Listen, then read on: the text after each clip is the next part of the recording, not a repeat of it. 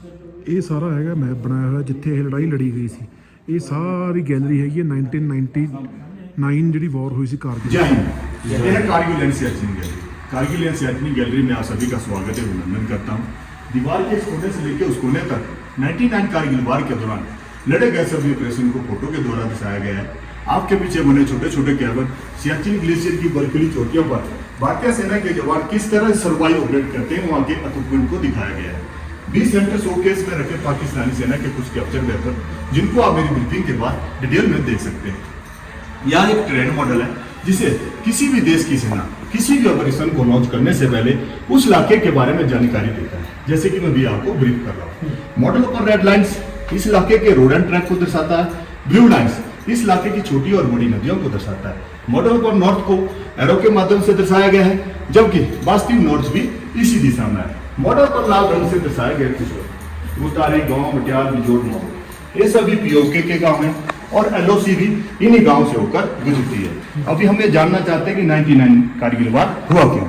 99 कारगिल वार से पहले भारत सरकार और पाकिस्तान सरकार के बीच एक समझौता हुआ था।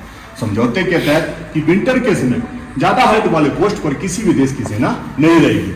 भारतीय सेना ने मुद्दे का मान रखते हुए नीचे बेसमेंट डाउन हो गई, लेकिन पाकिस्तानी सेना ने ऐसा नहीं किया। उन्होंने हमारे साथ धोखा किया और धोखे से कुछ पोस्टों को कैप्चर कर लिया, जो कि इस प्रकार से है। द्रास सेक्टर में 0.4875 टाइगर हिल 0.5140 तोलोली, कारगिल सेक्टर में 0.5608 कक्सार और मजदास, बटालिक सेक्टर में जुमेर हाइट मंथुरालो खालूवारा और योला। इस प्रकार पाकिस्तानी सेना ने धोखे से 134 किलोमीटर का एरिया कवर कर लिया। पाकिस्तानी सेना ने जो करना था कर चुकी थी, अभी बारी थी भारतीय सेना की। लेकिन इससे पहले हमें पता कैसे चला कि पाकिस्तानी सेना ने धोखे से 134 किलोमीटर का एरिया कवर कर लिया। इलाका बटालिक सेक्टर। एक सिविल चरवा श्री तासी नामदयाल जो अक्सर अपनी भेड़ बकरियों को चराने मंथू दालाव के इलाके में जाया करते थे। एक दिन उन्होंने देखा कि कुछ लोग पठानी वेशभूषा में पत्थर से बंकर का निर्माण कर रहे थे। वहां उन्हें देखते ही समझ गए ये ना भारतीय सैनिक है और ना ही भारतीय नागरिक।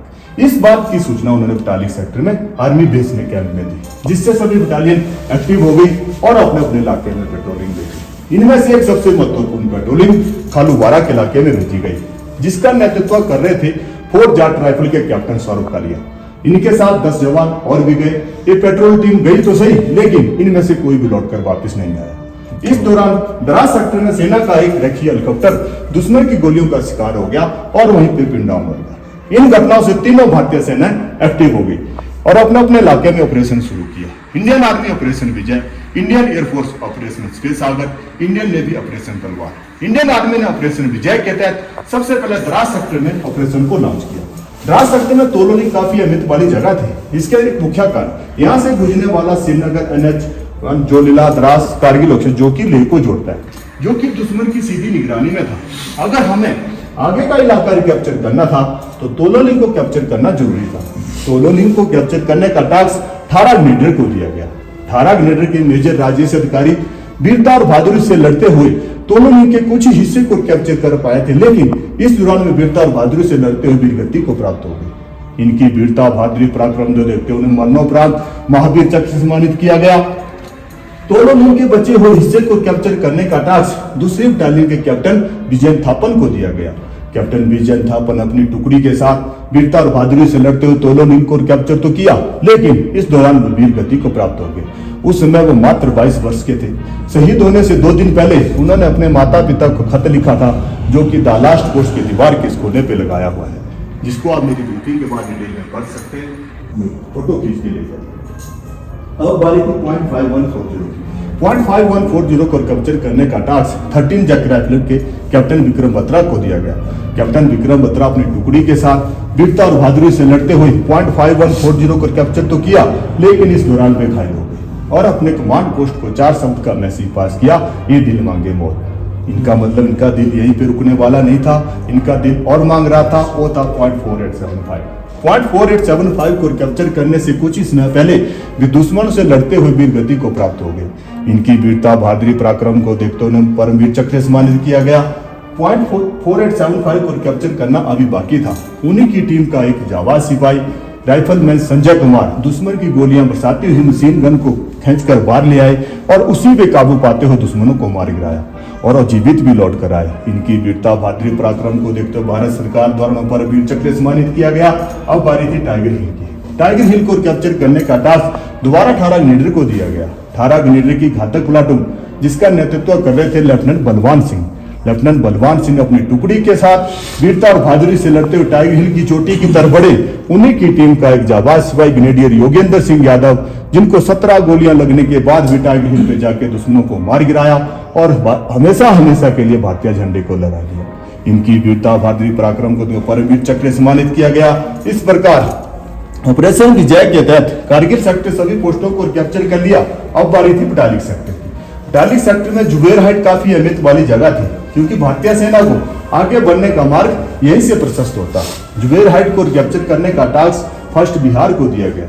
वीर बिहारियों ने कमर कसते हुए अद्भुत पराक्रम का परिचय दिया और जुबेर हाइट को कैप्चर कर लिया। अगली बारी थी खालूवारा की। खालूवारा को कैप्चर करने का task first 11 GR Captain Manoj Pandey को दिया गया। कैप्टन मनोज पांडे अपनी टुकड़ी के साथ वीरता और बहादुरी से लड़ते हुए खालूवारा को कैप्चर तो किया, लेकिन इस दौरान वो वीर गति को प्राप्त हो गई। इनकी वीरता बहादुरी पराक्रम देखते हुए उन्हें परमवीर चक्र से सम्मानित किया गया। आखिरी बारी थी चोर बाटला की। चोर बाटला एक ऐसा इलाका था जहां से दुश्मन हमें कभी भी सरप्राइज कर सकता था। चोर बाटला को कैप्चर करने का टास्क लद्दाख स्काउट रेजिमेंट के मेजर सोनू मांचुक को दिया गया। मेजर सोनू मांचुक अपनी लद्दाख की टुकड़ी के साथ वीरता और बहादुरी से लड़ते हुए दुश्मन को सरप्राइज कर दिया। चोर बाटला को कैप्चर कर लिया। इनकी वीरता बहादुरी पराक्रम को देखते भारत सरकार द्वारा उन्हें महावीर चक्र सम्मानित किया गया। इस प्रकार यह पूरा ऑपरेशन 2 मई 1999 को शुरू हुआ और 26 जुलाई 1999 को समाप्त हुआ। लगभग 3 महीने चले इस पूरे ऑपरेशन में। पाकिस्तानी सेना को जमीन का एक भी टुकड़ा नसीब नहीं हुआ, लेकिन इस दौरान हमारे 527 जवान शहीद हो गए और 1363 जवान घायल हो गए। इन वीर शहीदों की याद में हर वर्ष 26 जुलाई को कारगिल विजय दिवस के रूप में मनाते हैं। आप लोग यहाँ पे आए, हमारे वीर शहीदों को याद किया। जय हिंद। जय हिंद।